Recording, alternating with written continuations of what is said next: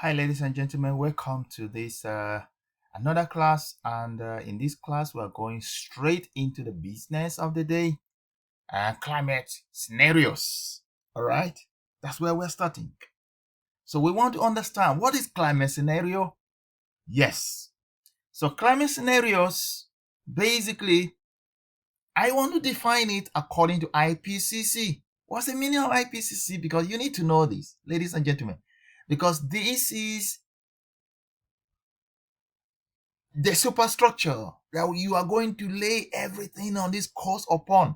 All right. So IPCC means Intergovernmental Panel on Climate Change. IPCC, Intergovernmental Panel on Climate Change. IPCC, Intergovernmental Panel on Climate Change. Now, what IPCC says is that, climate scenarios are plausible futures. So sorry, I'm going to be very, very strict with the use of language here. I don't want to dilute in a bid to trying to explain things. So I wanted to pardon me and take some of these words the way they are. But I'm going to try as much as possible to make them clear and crystal clear. That's it. I'm going to make them very crystal clear so you will understand them. All right. But it is always good to take some word or some phrases the way they are without looking for a synonym to replace them. Okay, that is exactly what we're going to be doing here with the definition of climate scenario, because it is a bit, I don't want to say it is cast in a stone, but it's a bit strict. It's a bit stringent. Okay, so we have to maintain that stringency. So let's take in this phrase, plausible futures. Plausible futures. Plausible futures on climate constructed to study the potential impact of human-induced climate change. I'm quoting them verbatim anyway. I'm not saying my own thing. Because I love what they have said there. I love their definition. That's why I pick it to put it here for you and report it the way it is. So I'm reporting IPCC directly. And it's also very important that I report them directly to you in terms of their definition, because we are going to be depending on IPCC framework to build climate scenarios. And I don't know what your company is going to be using, but IFRS S2 and TCFD allows us to use an established framework to build climate scenarios. And what that means is it's a bit strict, because you cannot decide as an organization that this is the way I want to build my own climate scenario. No, it is not acceptable. You are bound, all right, to use an established climate scenario as a reference to build your organizational climate scenario. That's what I'm saying here. So it's a bit strict, isn't it? It is strict. So that is why even in adopting the definition of climate scenario, we are going to be strict. However, we can water it down to try to look for synonyms to replace some of the diction here that we're not going to find easy to just keep regurgitating. You understand? Good. But in simple terms, I love that definition and it's straightforward. So I just want you to put your mind to it and understand their own definition from IPCC. So IPCC defines climate scenario because you need to know what climate scenarios are. All right. That's what you're going to be building here. So you must know what they are. So climate scenarios are plausible futures on climate constructed to study the potential impacts of human-induced climate change. Okay. So the potential impact of human-made or man-made climate change, global warming on your business. You want to create plausible futures. I don't want to replace this with any synonym. Plausible futures. So we are looking at futures. We're not looking at today. This is the key thing you need to know. When you are building climate scenarios, You are not concerned much with today. You are 99% concerned with the futures. All right. All right. And these futures can be at least 3 futures.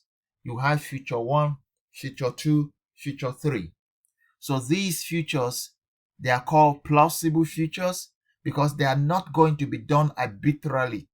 They are going to be premised on scientific evidence. All right. Even though they are futures and they involve a kind of intelligent guesses or conjectures, these conjectures have to be plausible. That's what we call plausible futures. So you are trying to construct, look at the plausible futures and study them. All right. You study those plausible futures and determine how climate change is going to be impacting your business in these plausible futures. Maybe your first future could be next 5 years. Your second future could be next 30 years. And your another future could be next 50 years. What do you think the global temperature, average global temperature will be? And when an average global temperature is that amount, or maybe 2 degrees Celsius or 3 degrees Celsius, what will be the impact of this change in temperatures on your business? Remember the tripods of your business we talked about: your operations, your financial, and your strategy. What will be the impact, the potential impact of these plausible futures in terms of global warming, global average temperatures on your business operations, your supply chain, on your financial operations, your business finances, all right, that's financial planning, and on your strategy, the customers you serve, the product you make, the market you decide to sell these products into. That's what we call strategy. All right, good. Now, another bit definition that is a bit loose and you can play around to explain in your own word is this one. I say climate scenarios are not forecast. And I want to really emphasize this. Climate scenarios are not forecast. You are not forecasting. So your mind should not go to forecast. Forecast is usually point based. Yeah, point based. It's just one point. You need one answer. That's a forecast, right? But in scenarios, you don't have one answer. You have multiple outcomes. Sorry, that's the right word, right? Outcomes, not answer. In a forecast, you are looking at one outcome. That's it. One outcome. Most forecasts look at one outcome. But in a scenario like climate scenarios, you are looking at least 3 different outcomes. All right? Outcome 1, outcome 2, outcome 3.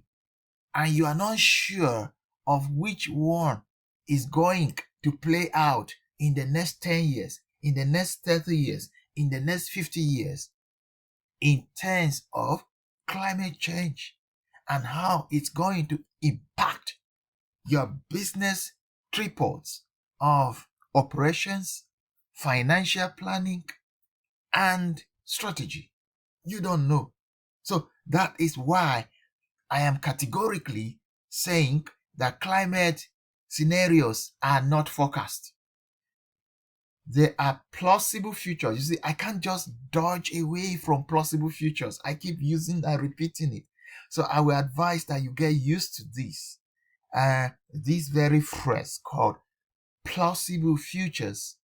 So there are plausible futures that are used to test decisions under different climate conditions. All right.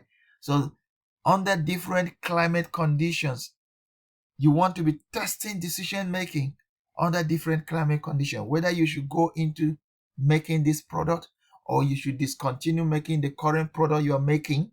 For example, you are an automobile maker, you are making automobiles. you make cars, all right? You are Toyota, you are making cars. For example, Toyota, you're making those cars.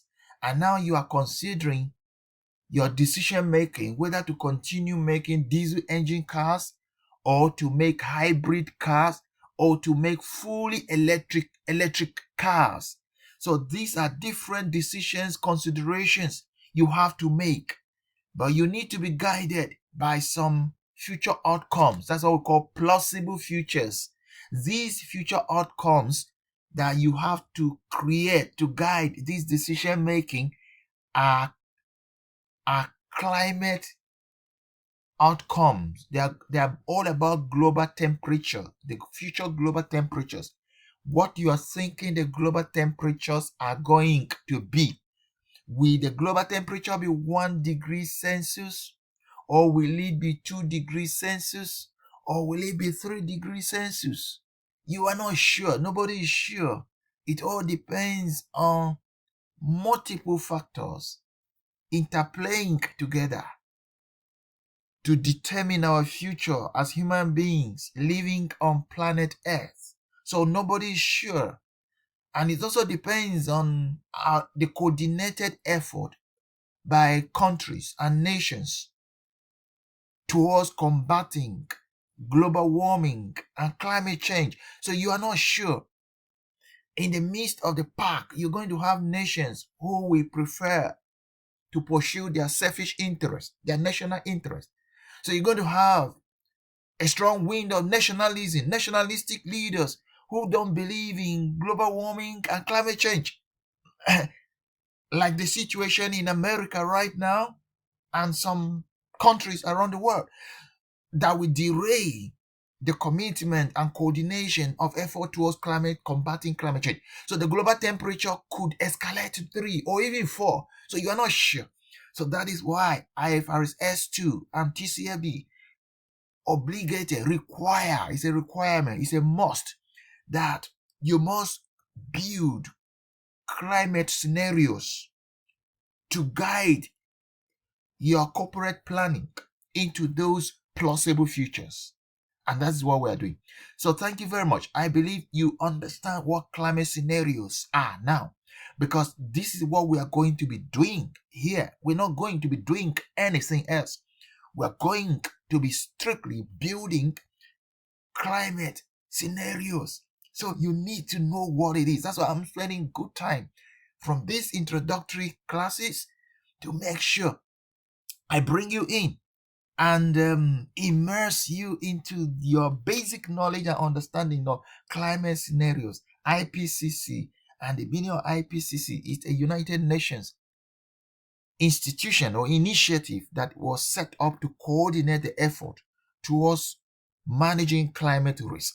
All right. So it created this coherent guideline, coherent framework to guide the preparation of climate scenarios. So we are going to be using their framework to do this. Okay.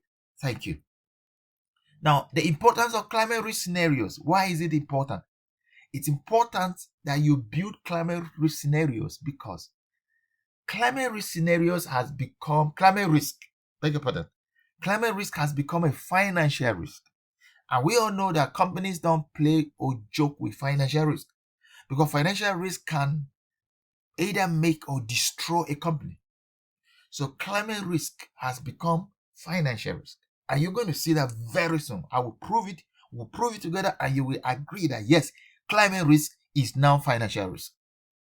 Yeah, so it is an important risk that has moved up in the pecking order of corporate risk ranking to number 1 or number 2 right now.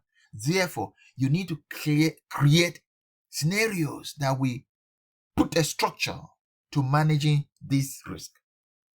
Another importance is that regulators require it. It is mandatory. We saw it in TCFD. One of the pillars of TCFD says that we must prepare climate risk scenario. That's why you are learning climate risk scenario preparation. ISSB, that is IFRS S2, also require mandatorily that we must prepare climate risk scenario. You see the reason? Thank you. See you in the next video. Yeah. And then, I would love to see you in the next video. Thank you. Let me leave you here for now. take a break, and I'll come back and continue. Thank you. Bye.